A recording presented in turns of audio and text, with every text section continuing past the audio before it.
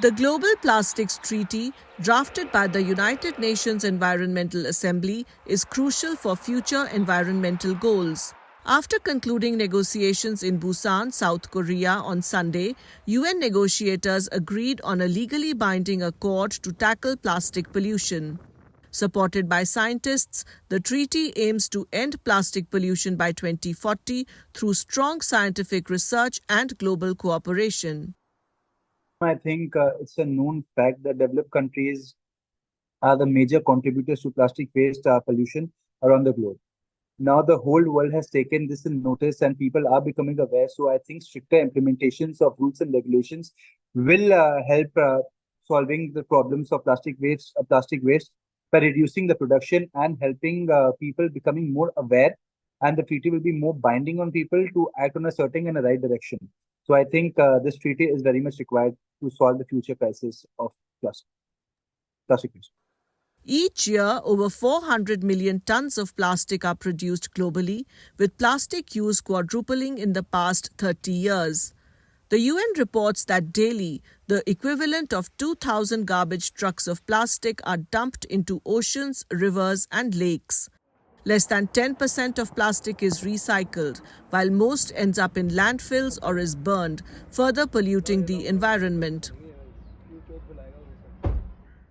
The most common case is being burnt on land, where it ends up going into the atmosphere, and then 30% of the carbon gets sequestered back into the oceans, even once it's burnt, at least. And then there's also the challenge of the plastic directly in the oceans and how it breaks down into the microplastics over time and bioaccumulates. And the scientific literature on this each year becomes more and more terrifying. While the UN Environmental Assembly plans to adopt a historic resolution, India has proposed a legally binding international agreement on plastic pollution tailored to each country's national circumstances based on the principle of common but differentiated responsibilities. And this basically means that the developed nations should take on higher responsibility and allocate greater funds as compared to the other developing nations. Because, ma'am, all the countries share a very common responsibility to address the global environmental problems that we have. So, according to their circumstances and their capabilities, we all have to take a step in, but it depends on the capabilities as well. So, the developed nations should take more efforts and provide more funds for creating a balanced waste management programs in the world. India also proposed the creation of a dedicated multilateral fund to assist developing countries in combating plastic pollution. Yeah, multilateral funding plays a very critical role, and there's several mechanics for how this can be deployed. But I think the plastic treaty gives us the opportunity to look at it fresh.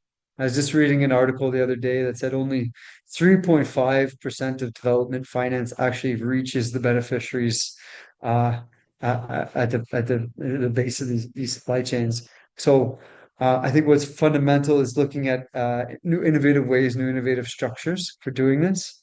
We have examples such as the Basel Convention, which governs internationally the way plastic can flow between borders.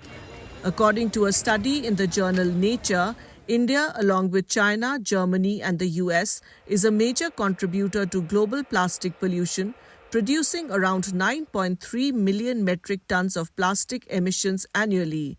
The OECD warns that without policy changes, plastic production could rise by 70% by 2040.